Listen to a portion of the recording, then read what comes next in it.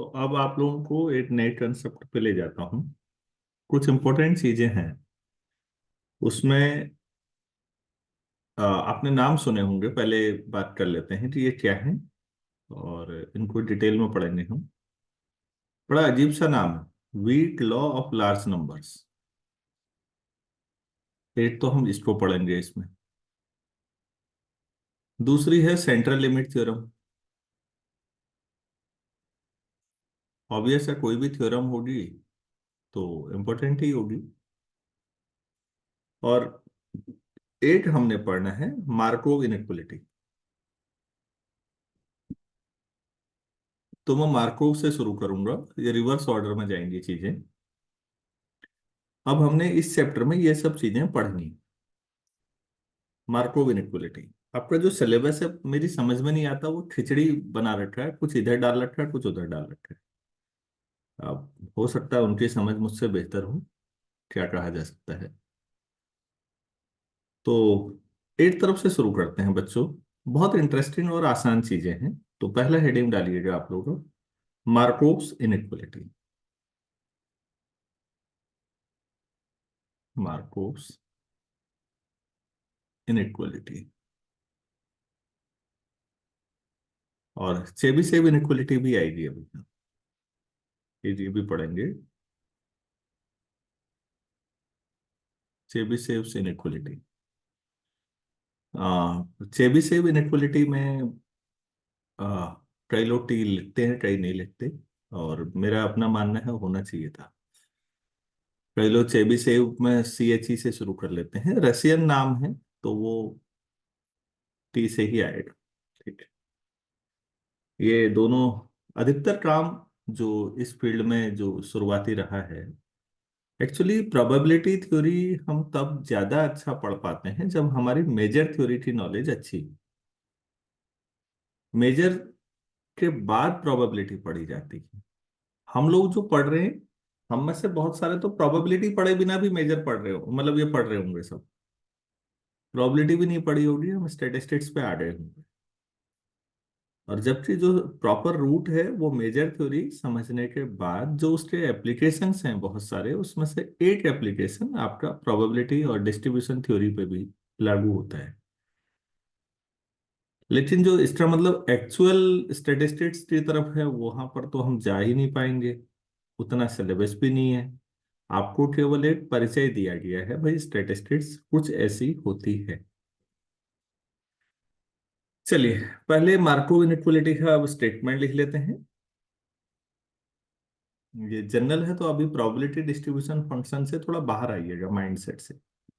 अब एक्स एक जनरल आपके पास वेरिएबल हो सकता है। If X is a non negative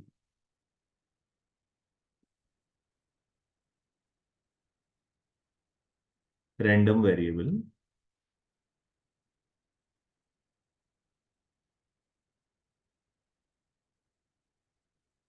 then for any a positive, probability of X greater than equal to A, X small रखो variable में तो पर, तो that is always less than equal to expectation of a X upon a. ये आपको proof करना है। ये इनइक्वलिटी मार्कोव इनइक्वलिटी बोलते हैं। एक्स हमारे पास नॉन नेगेटिव है, कोई रैंडम वेरिएबल है, वेरिएट करना ज्यादा सही था वैसे, चलो ठीक है। तो उसकी किसी पॉजिटिव नंबर ए से ज्यादा होने की प्रोबेबिलिटी कितनी होगी? तो that is always less than equal to expectation of X upon A. Expectation को आप लोग मीन भी बोलते हैं। एक्स रैंडम वेरिएबल तो है, लेकिन डिस्क्रीट है या कंटिन्यूअस है ये नहीं कहा गया। तो इसका मतलब आप कोई भी लेके प्रूफ कर सकते हैं। तो मैं कंटिन्यूअस ले लेता हूं, इंटीग्रेशन को ज्यादा इजी समझते हैं आप लोग, इसलिए सिग्मा से कई लोग घबराते हैं। तो हम मान लेते हैं, let X be a continuous random variable. मैं फिर कह रहा हूँ कि डिस्क्रीट के साथ भी प्रूफ हो जाएगा। कंटिन्यूअस रैंडम वेरिएबल, हमने x2 कंटिन्यूअस मान लिया, ठीक है। और इसका probability density function it with PDF F x या फाइव एक्स कुछ लीजिए। तो प्लीज आप एक्सपेक्टेशन ऑफ एक्स बताइए, तो क्या होता था। नॉन नेगेटिव लेना नहीं है, आपने पहले ही कहा एक्स की वैल्यू, तो जीरो से इन्फिनिटी ले लीजिए। x into probability x into fx। DX, ठीक है। अब क्योंकि जीरो से इन्फिनिटी तक का इंटीग्रेशन है, और जो ए आपने लिया है वो भी पॉजिटिव है, तो मैं इस लिमिट को जीरो से ए तक और ए से इन्फिनिटी तक तोड़ सकता हूं फिर, क्योंकि ए पॉजिटिव है इसलिए ऐसा कर सकते हैं। X F X T x,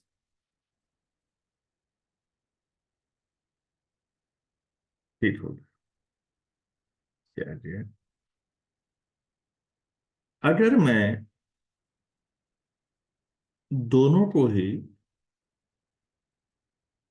ये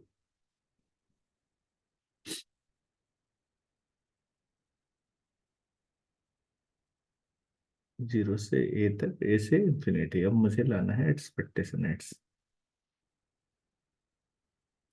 प्रोबेबिलिटी ऑफ, पहले ये देख लेते हैं, प्रोबेबिलिटी एक्स ग्रेटर देन ए का मतलब क्या हुआ, ए से बड़ा, मतलब ए से इंफिनिटी तक कुछ भी। तो ये एरिया कर्व और स्टेबिलिटी का जो होगा ये प्रोबेबिलिटी को बताएगा। हमारे पास ये दूसरा एक्सप्रेशन है। अब दोनों में रिलेशन लाना है, ठीक है।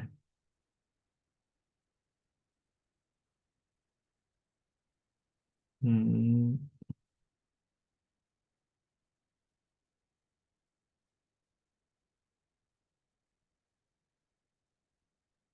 ए टू इन्फिनिटी कैसे ला सकते हैं।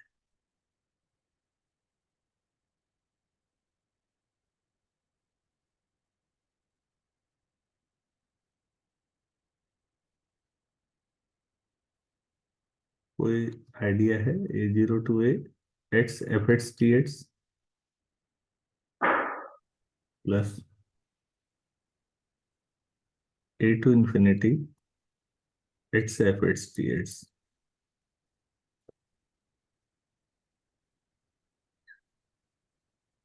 अगर मैं दोनों सर प्रोबेबल को बना दूं,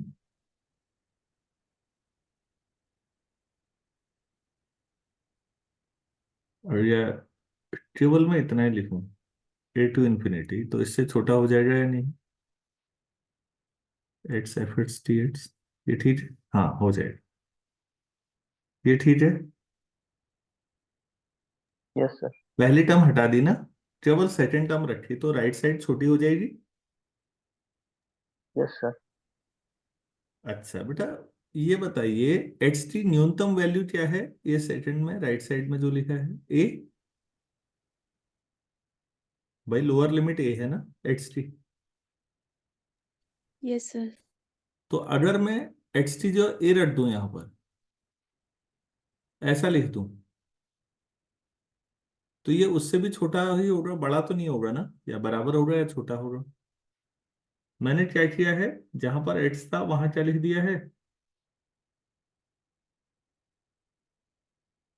ए। और एक्स की लिमिट ए से इंफिनिटी है, तो एक्स की मिनिमम वैल्यू है ना ये, यस सर।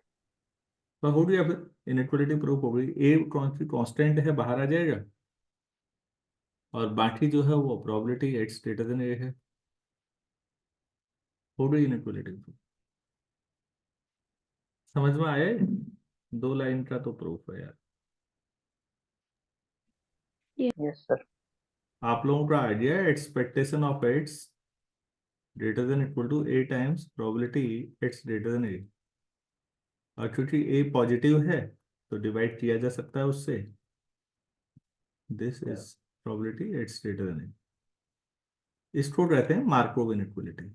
शॉर्ट नोट में आने के काफी चांसेस रहते हैं। तो इंटीग्रेशन इजी पड़ जाता है समझने में, क्योंकि उसकी प्रैक्टिस हमारी ज्यादा है। हमने समेशन पे उतना काम नहीं किया होता जितना इंटीग्रेशन पे किया होता है। सर हमने जो लास्ट टाइम में ये इसलिए कर पाया ना, क्योंकि एक्सपेक्टेशन हमेशा greater than equal to zero है, तो ये greater than equal to zero function है एक्स एक्सिस से ऊपर। इतने। हम्म। बिल्कुल, एक्स नॉन नेगेटिव है ना। प्रोबेबिलिटी वाला यस सर। एरिया नेगेटिव नहीं आएगा ना कहीं भी। प्रोबेबिलिटी जब भी होगी नेगेटिव नहीं होती, तो वो हमेशा एरिया एक्स एक्सिस से ऊपर ही रहेगा। Yes sir. तो फिर लास्ट लाइन जो है, expectation of X equal to zero to A X F X plus A to infinity X F X, दोनों नॉन नेगेटिव हैं। तो अगर मैं पहले को हटा दूं तो फिर जो आएगा वो छोटा हो जाएगा। ये दरवाजा बंद कर लो जरा।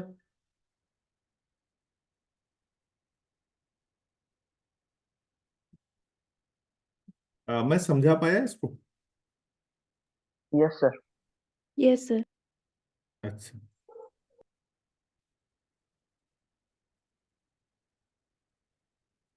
अभी तो हमने एक्स लिया है, अगर इसकी जगह पर थोड़ा और जनरलाइज करें इसको, तो नेक्स्ट हम लोग लिखना चाहेंगे generalised Markov inequality. Next page में लिखते हैं हम।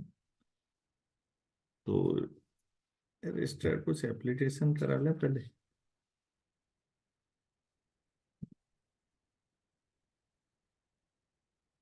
मेरे ख्याल से पहले एक आध एप्लीकेशन इसी तरह कराना।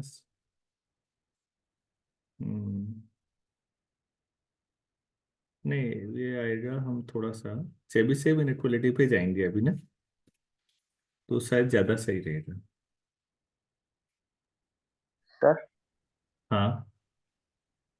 जब सबमिशन के साथ करेंगे ना इसी को, तो जहां जहां इंटीग्रेशन है वहां सबमिशन लगा के हाँ, जीरो टू वो ए कर लिमिट देंगे सेम ही तो रहने, ए। बिल्कुल, ए को फिर लिमिट नेचुरल सेम नंबर रहने मानेंगे देंगे। ना। Yes sir. ए लिमिट जो सेम वो रहने देंगे। नेचुरल नंबर होगा फिर। तो जीरो से यस सर। ए तक और ए से इन्फिनिटी, वो वाला एक ही बात आएगी। Yes sir. हम्म। चलो, इसका जनरलाइज वर्जन भी कर ही लेते हैं, फिर आगे बढ़ते हैं। तो आप ऐसा भी कर सकते हैं,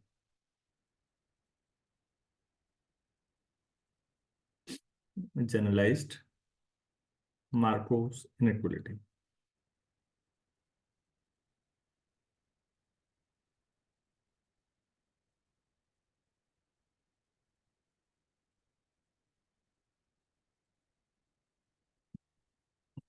रशियन मैथमेटिशियन का काम भी इतना शानदार है, मतलब सीखने लायक बहुतों से है। वो अमेरिकन हो, यूरोपियन हो, या रशियन हो, इवन चाइनीज हो, क्या दिक्कत है? हमें तो सीखना है। Let X be a random variable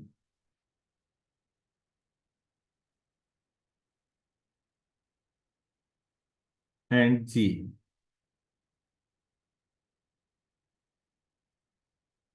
B a non negative function, non negative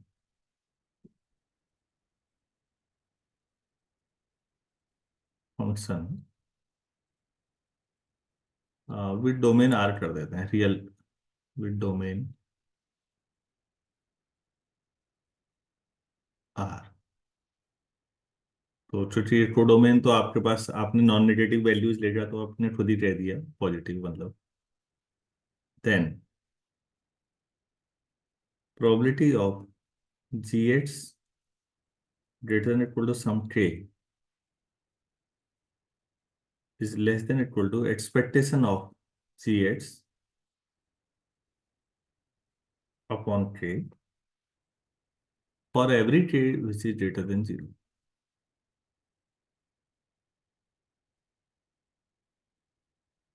वही है, एक्स टी जो है जी एक्स ले लिया।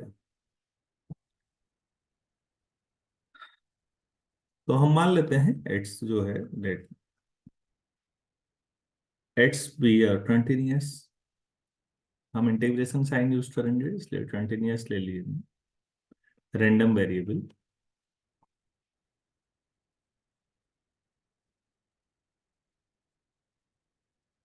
with probability density function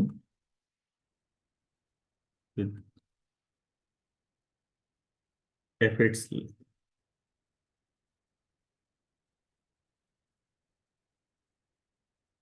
this, ठीक है। The expectation of CX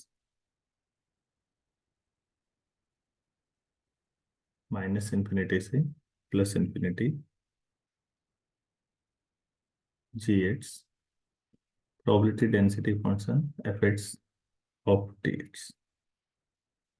तो इसको तोड़ लीजिए।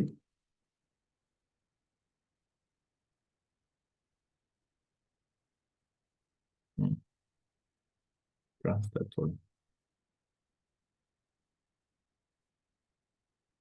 ऐसे में दो में तोड़ लीजिए। A time G X F X D X plus B तक तोड़ लीजिए G X F X D X. Equation one where जिसको आप ए कह रहे हैं वो 10 पॉइंट्स का कलेक्शन होगा एक्स, जहां G X greater than equal to 3 हो रहा है। मान लो इसको ऐसा कर लेते हैं, तो फिर वो बी उनका हो जाएगा जहां जी एक्स लेस देन 3। ठीक है। तो जी एक्स की वैल्यू जहां k से कम है और जी एक्स की वैल्यू जहां k के बराबर या उससे ज्यादा है, तो हम ऐसा ले ले रहे हैं। तो जहां जहां जो भी लिमिट है, लिमिट से ज्यादा मतलब वैसे भी नहीं है हमको, हमने ऐसे तोड़ दिया। अच्छा, अब प्रोबेबिलिटी के मामले में तो हम अभी पिछले वाले में भी कह रहे थे, यहाँ भी कह रहे हैं कि भाई कभी भी ये वाला जो एक्सप्रेशन होगा वो हमेशा नॉन नेगेटिव होगा for every X belongs to R. Area नीचे तो जा ही नहीं सकता। अगर आप ज्योमेट्रिकल व्यू देखते हैं प्रोबेबिलिटी का, तो वो एरिया से रिप्रेजेंट होता है, तो एरिया प्रोबेबिलिटी नेगेटिव होती ही नहीं। तो मेरे ख्याल से ये समझ में आ गया होगा कि G X F X. Yes sir. तो फिर एक्सपेक्टेशन ऑफ जी एट्स जो होगा, जो आपने इक्वेशन वन क्या है, उसमें दोनों टर्म नॉन नेगेटिव हैं। अगर मैं एटी को लूं, ए वाले को ले लेते हैं, बी वाला जीरो हो जाएगा। हाँ बी वाला हटा देते तो ये ए वाला आ जाएगा जी एट्स एफ एट्स से डी एट्स, बस हो गया। इतना ही तो करना है। ये जनरल मार्कोव इनइक्वालिटी आ जाएगी। अब वो एग्जाम में आप उसको, अब आप ये देखिए कि इसमें जब ए ले लिया है तो इसमें जीएचटी जो मिनिमम वैल्यू है वो के, तो अगर वो रख देंगे, जीएचटी जो के रख देंगे, तो ये ऐसा आ जाएगा, के बाहर आ जाएगा। बाकी जो आपके पास है F x x T x पूरे ए में, तो यही तो प्रोबेबिलिटी है कि जो प्रोबेबिलिटी थी कि जी एच टी वैल्यू के से ज्यादा हो। तो मेरे ख्याल से फिर प्रूफ हो गया। ओवरऑल आपके पास ये फिर इनइक्वलिटी ही आएगी, क्योंकि left side expectation of C X greater than equal to आपने कर दिया 3 times probability of C X greater than equal to 3। हो गया प्रूफ। तो ये जनरल आपके पास मार्कोव की इनइक्वलिटी है। एक तो एग्जाम की वजह से टाइम कम है, प्रेशर ज्यादा है, तो कई बार मैं भी नहीं समझा पाता चीजों को कि इससे हर चीज से सवाल कराए जाएं। कराऊंगा मैं अभी थोड़ी देर में आप लोगों को इस पे भी। आप ये बताइए, ये समझ में आया आप लोगों को? Yes sir. Yes sir. अच्छा, तो बच्चों यहीं पर एक छोटा सा नोट आप डाल सकते हैं। मैं नेक्स्ट पेज में लिख रहा हूँ। जैसे अब कई सवालों में ऐसा हो सकता है ना, मैं इसको नोट करके लिख देता हूँ। कहीं पर अगर प्रोबेबिलिटी जी एच की वैल्यू लेस देन के निकालनी हो, तो हम लोग उसे वन माइनस प्रोबेबिलिटी ऑफ वो सारे केस हटा लो ना जहाँ जी एच की वैल्यू ग्रेटर देन के हो, ऐसा कर सकते हैं। Yes sir. अच्छा, तो फिर इसे क्या लिखेंगे फिर अब? हाँ, हमने जो प्रूफ किया है पहले उस पे जाओ ना। आपके पास है प्रोबेबिलिटी जी एट्स की वैल्यू ग्रेटर देन के, ये है less than equal to expectation of G X upon K, ऐसा है। माइनस से मल्टीप्लाई करके वन ऐड कर लेंगे हाँ, इनइक्वालिटी में। माइनस से मल्टीप्लाई करके वन ऐड करेंगे, माइनस करेंगे बच्चों तो probability G X greater than equal to K, ये माइनस हो गया, that is greater than equal to minus of expectation of G X upon K आ जाएगा, दोनों साइड वन ऐड कर लीजिए तो one minus probability G X greater than equal to K greater than equal to 1 minus expectation of gx upon k। तो जो left side है वो किसके बराबर है? Probability gx less than k। अगर ये निकालना हो कभी तो फिर ये वाली इनइक्वलिटी यूज की जा सकती है, याद करने की जरूरत नहीं है, जैसे अभी हमने निकाला ऐसे एग्जाम में निकल जाएगा।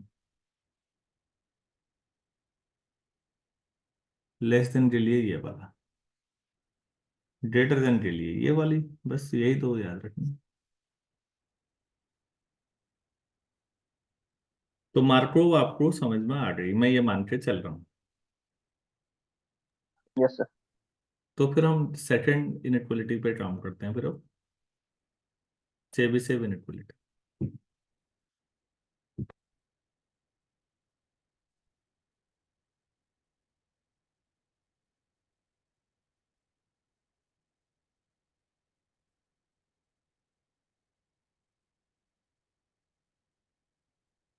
बहुत काम है, मतलब रशियन का कर इतना बड़ा देश, इतनी बड़ी ताकत बना है, बिना साइंस मैथ्स के आगे नहीं बढ़ा होगा। स्टेम प्रोग्राम एक बहुत फेमस थ्योरम मैंने बहुत पहले पढ़ी थी, पूरी तो नहीं समझ में आई।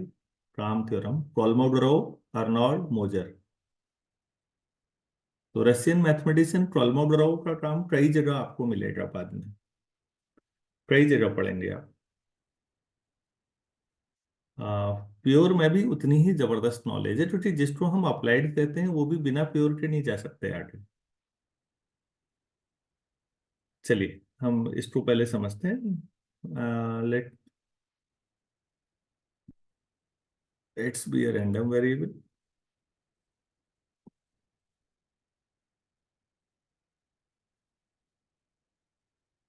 It's be a random variable with expectation of X equal to mean and variance of X equal to sigma square. ठीक हो गया। Then for any constant c greater than 0 we have, ये इनइक्वलिटी है, probability of x minus mu mod greater than equal to c, इस चीज की probability less than equal to sigma square upon c square.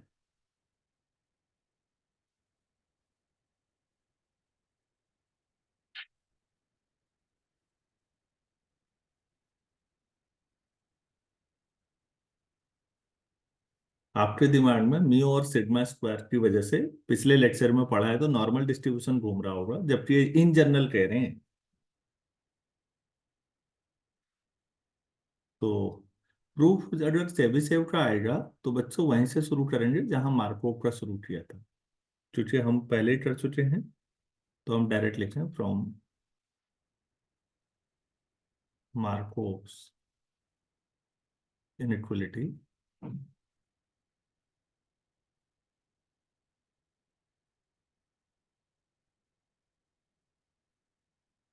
Probability of X minus mu square greater than equal to C square. अगर इसकी probability पूछी जाए वो सबसे पहले वो सबसे ऊपर वाला, तो आप क्या लिखेंगे? Less than equal to expectation of X minus mu का स्क्वायर। अरे भाई ऐसा लिखेंगे नहीं, सोचो। Yes sir, upon C. Upon C square. C square. X minus mu square क्या हुआ? एक्स माइनस म्यू का होल स्क्वायर का एक्सपेक्टेशन सिग्मा स्क्वायर हुआ या नहीं? Variance yes sir. Yes sir. Yes sir. हो गया, फिर ये प्रूफ हो गया। अगर आप सबका ही अंडर रूट लेंगे तो एक्स माइनस म्यू का मॉड आएगा ना।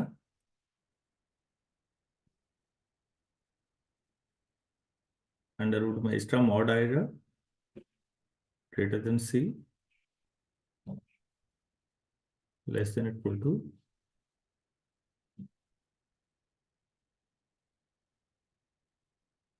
मैंने मिस्टेक की है जी।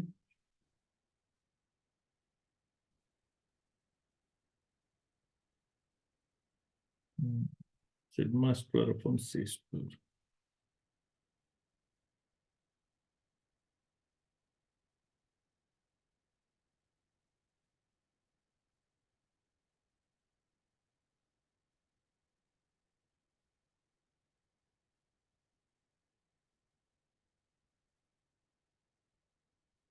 हाँ ठीक है, वो तो यही रहेगा। ये तो probability left side, probability X minus mu square C square से बड़ा है, तो एक्स माइनस म्यू किससे बड़ा होगा? अरे सी से ही बड़ा होगा। Yes sir. हाँ, दिस स्क्वायर वन सही है वो। दोनों साइड में अंडर रूट लेने जैसा जो कह रहा था नॉनसेंस स्टेटमेंट था। भाई एक्स माइनस म्यू मॉड, एक बात बताइए, X minus mu mod greater than C या X minus mu square greater than C square, एक ही बात हुई या नहीं? Yes sir. हाँ तो यस सर। हाँ मतलब इसकी प्रोबेबिलिटी या इसकी प्रोबेबिलिटी वो तो टेक्निकल चीजें हैं, आप समझिए, दोनों एक ही बात कह रहे हैं। आप स्क्वायर में लिखना चाहें ऐसे लिखिए, मॉड में लिखना चाहें तो ऐसे लिखिए। सी तो पॉजिटिव था, इसलिए उसका अंडर रूट सीधे सी लिख दिया। ठीक है, बस ये हो गया। This is Chebyshev inequality. समझ में आया? चेबीशेव करना हो तो क्या है, मार्कोव लो। बस मार्कोव में पहले एक्स में काम किया, फिर जी एक्स में काम किया, फिर एक्स माइनस म्यू के साथ काम करना है, बस हो गया, इतना ही करना है। तो ये चेबीशेव इनइक्वालिटी हो गई। चेबीशेव इनइक्वालिटी हो थोड़ा सा और, अगर इसको भी दूसरे तरीके से लिखना हो कहीं, तो कैसे लिखें? फंक्शन आ जाएगा। मैं दोबारा लिख रहा हूँ। ये है probability of X minus mu mod greater than equal to C, less than equal to sigma square upon C square. ठीक हो गया। अब ये देखिए, सिंस नोट करके लिखा जा सकता है ये सबको अब तो, mu mod greater than equal to C और probability X minus mu mod less than C, ये वन होगा ना? प्रोबेबिलिटी सी से कम होना और सी से ज्यादा होना टोटल मिला के। Yes sir. तो अब अगर मुझसे ये पूछा जाए किसी सवाल में mu mod less than C, तो ये हो जाएगा one minus probability of X minus mu mod greater than equal to C. अब क्या रखूं? ऊपर इक्वेशन में माइनस से मल्टीप्लाई करके वन ऐड कर दीजिए तो, ये तो दूसरा greater than. One minus probability X minus mu mod greater than equal to C अगर मैं करूँ तो ये आ जाएगा इन one minus sigma square. Sigma square upon C square. ऐसा ही होगा ना? और ये यस इक्वेशन सर। टू से है probability X minus mu mod less than C, तो इसकी प्रोबेबिलिटी हमेशा one minus sigma square upon C square से ज्यादा होगा।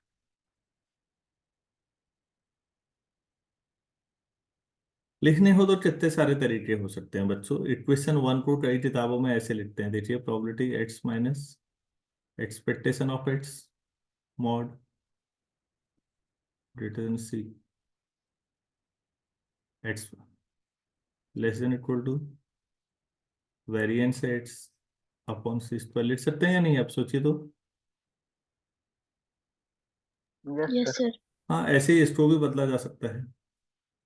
इतना याद करने की जरूरत नहीं है, तो बहुत ज्यादा हो जाएगा फालतू का। आप एक लॉजिक को पकड़िए बस।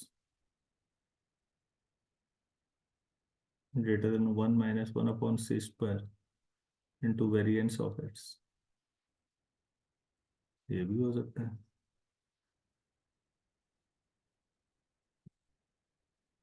तो ये चेबिशेव इनइक्वालिटी और मार्कोव इनइक्वालिटी हुई। अब असली सवाल है कि आप इनका एप्लीकेशन कैसे समझाएंगे। तो मैं कुछ क्वेश्चंस कराना चाहूंगा आप लोगों को इस पर। अब नेक्स्ट लेक्चर में कराता हूँ।